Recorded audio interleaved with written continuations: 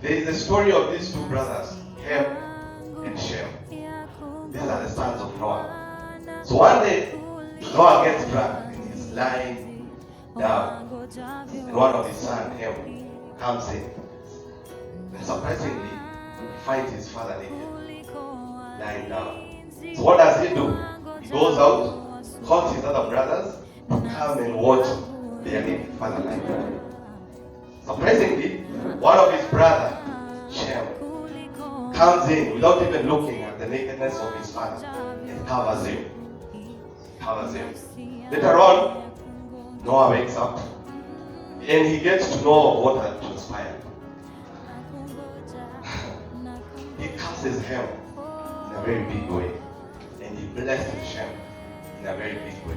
So I want you to ask yourself, amongst these two brothers, which one is you? Take this situation in our church or wherever you go to a church. Your spiritual authority is not a joke. And he is a man. Sometimes he will be weak. Sometimes he will even lie to you because he's a man. He has his downside. So how do you take this? Do you take this and go and gossip with your friends or your fellow congregants? Or how do you respond to this? Now, I want us to welcome our spiritual father. And I know there's a situation where probably the devil causes us to speak negatively about our spiritual father. This morning, I want us to repent. Because I know when we repent, God is going to forgive us.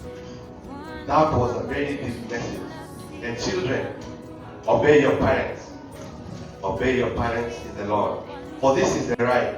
Honor your father and your mother, which is the first commandment, with a promise that it may go well with you and that you may enjoy long life on earth. So if you want to enjoy long life, we need to repent. There are things that we've spoken. There are things that we've thought about our spiritual covering. And we need repentance.